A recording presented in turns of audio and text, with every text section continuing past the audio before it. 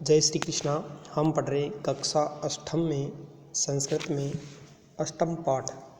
इसमें प्रश्न उत्तर में देखेंगे। पांचों प्रश्न। मंजूषात् समुचितानि पदानि चित्वा रिक्त स्थानानि पूरिता। मंजूषा से समुचित पद लिख करके स्थानों की पूर्ति करना है।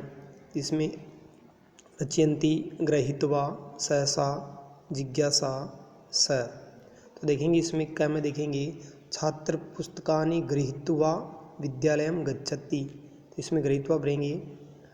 फिर देंगे ख में मालाकारा पुष्पै माला रचयन्ति। इसमें रचयन्ति भरेंगे। ग मम मनसि एका जिज्ञासा वर्तते। मेरे मन में एक जिज्ञासा है, जानने की इच्छा है। तो इसमें जिज्ञासा।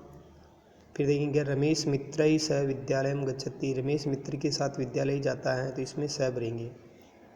फिर देखेंगे अंग सहसा बालिका तत्र असहत। अचानक बालिका ने यहाँ सहन किया। फिर देखेंगे इसमें सहसा पढ़ लेंगे। फिर देखेंगे अगला प्रश्न पद निर्माणम कुरुता। पद का निर्माण करना है। इसमें धातु और प्रत्यय देर का है और पद बनाना है। जैसे देर का इसमें क्री प्लस तुमुन कर्तुम। इसी प्रकार है प्लस तुमुन हरतुम, त्रि प्लस तुमुन तरतुम। फिर देखेंगे यथा देर का नम प्लस कत्वा नत्वा। जैसे गम प्लस कत्वा गत्वा, त्यज प्लस कत्वा त्यक्तवा, भुज प्लस कत्वा भुक्तवा। देखेंगे उपसर्ग धातु प्रत्यय और पदम। उपसर्ग देर का है, धातु देर के और प्रत्यय देर का है और पद देर का है। तो उपगम ल्यप उपगम्य ल्यप धातु है, सॉरी ल्यप प्रत्यय है। सम पूज ल्यप। तो इसमें होगा समपूज्य। इसमें यह शेष रहता है और ल्यप यानी इसमें ल्यप प्रत्यय के अंदर उपसर्ग होती है और यह शेष रहता है। आ नी ल्यप आनीय। प्रदा ल्यप प्रदा ल्यप प्रदाय। ये छठा प्रश्न पूरा हुआ। अगला प्रश्न देखेंगे सातवें में देखेंगे कोष्ठकेषु दत्तेषु पदेषु समुचित विभक्ति योजित्वा रिक्त स्थानानि पूर्यतः। कोष्ठक में दिए गए समुचित विभक्ति लगाकर उचित विभक्ति लगाकर कोष्ठ पूर्ति करना है। यथा देर का इसमें विद्यालयं परितः वृक्षा सन्ति। जैसे विद्यालयं परितः वृक्षा, विद्यालय के चारों ओर वृक्ष हैं। तो विद्यालय में द्वितीय विभक्ति लगी विद्यालय में परितः, क्योंकि इसमें परितः शब्द के युग में द्वितीय विभक्ति लगती है, उपपद विभक्ति है इसमें। इसी प्रकार ग्रामम उभयतः ग्रामा सन्ति। गांव के चारों ओर गांव हैं। तो उभयतः के युग में द्वितीय विभक्ति। फिर नगरम सर्वतः अट्टालिका सन्ति। नगर के चारों ओर अट्टालिकाएँ हैं। तो नगरम में द्वितीय विभक्ति सर्वतः के युग में। दिक् का पुरुष कै पुरुष को धिक्कार है। तो इसमें द्वितीय विभक्ति दिक् शब्द के युग में। फिर देखेंगे यथा मृगा मृगै स धावन्ति स्म। तो स के युग में यहाँ मृगै में तृतीय विभक्ति है।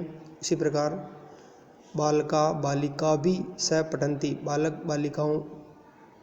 बालका बालिका के साथ पढ़ता है। बालक बालिकाओं के साथ पढ़ता है। स के युग में तृतीय विभक्ति। फिर पुत्र पित्रा स आपनम गच्छति। पुत्र पिता के साथ बाजार जाता है। इसमें भी तृतीय विभक्ति। शिशु मात्रा स क्रीडति। शिशु यानी बच्चा माता के साथ खेलता है। तो स इन शब्दों में स के साथ तृतीय विभक्ति हुई है और इनमें द्वितीय विभक्ति हुई है। अगला प्रश्न देखेंगे योग्यता विस्तार। इसमें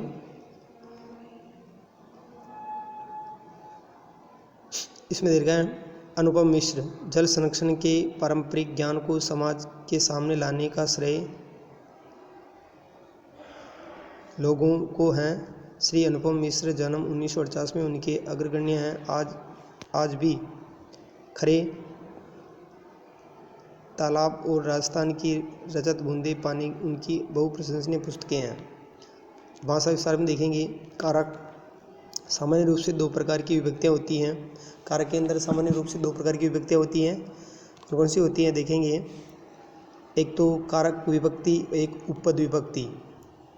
तो कारक विभक्ति में देखेंगे कारक चिन्हों के अनुसार विभक्ति लगेगी और उपपद विभक्ति में पद के अनुसार विभक्ति लगेगी। कारक चिन्हों के आधार पर, इन कारक चिन्हों के आधार पर जहाँ पदों का प्रयोग होता है उसे कारक विभक्ति कहते हैं, किंतु किन्हीं विशेष पदों के कारण, विशेष शब्दों के कारण, पदों के कारण जहाँ कारक चिन्हों को अपेक्षा यानी कारक चिन्ह नहीं लगत के लिए किसी भी विशेष या अन्य विभक्ति का प्रयोग होता है तो उसे उपपद विभक्ति कहते हैं। जैसे देखा इसमें सर्वथा, अपितः, परितः, धिक् आदि शब्दों के युग में द्वितीय विभक्ति होती है। इसमें उदाहरण दे रखा है विद्यालय में प्रीतः पुष्पाणि सति, विद्यालय के चारों ओर, तो प्रीतः के युग में द्वितीय विभक्ति हुई है। धिक् देशद्रोहिण, देशद्रोहियों को धिक्कार है, तो इसमें धिक् शब्द के युग में देशद्रोहिण में द्वितीय विभक्ति हुई है। फिर देखेंगे स, साकम, समम, सार्धम के युग में तृतीय विभक्ति होती है। जनकेन स पुत्र गतः, पिता के साथ पुत्र जाता है। दुर्जनेन समम संख्यम, सख्यम, सख्यम दुर्जनों के साथ दुर्जन, तो दुर्जन शब्द में भी द्वितीय विभक्ति हुई है। इसे नमः, स्वस्ति, स्वा, स्वधा के युग में चतुर्थी विभक्ति का प्रयोग होता है। जैसे देशभक्ताय नमः, देशभक्त के भक्तों के लिए नमस्कार।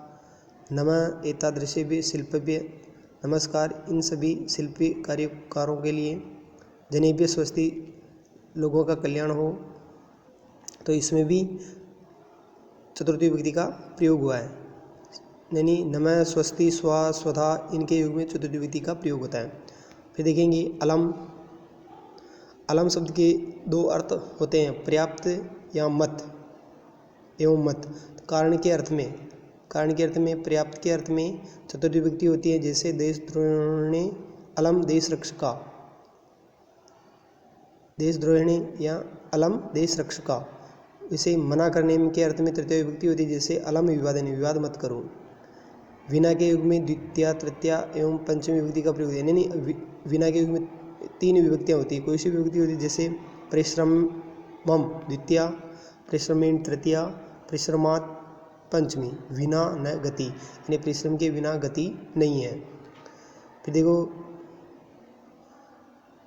तो ये यहाँ तक हमने पढ़ा था भाषा विस्तार के बारे में। तो आगे भी अब पढ़ना है और द्वितीय टेस्ट की तैयारी भी करनी है। यहाँ तक सभी भैया बहनों को प्रश्नोत्तर पूरे करने हैं और द्वितीय टेस्ट की तैयारी करते रहना है। जय श्री कृष्णा।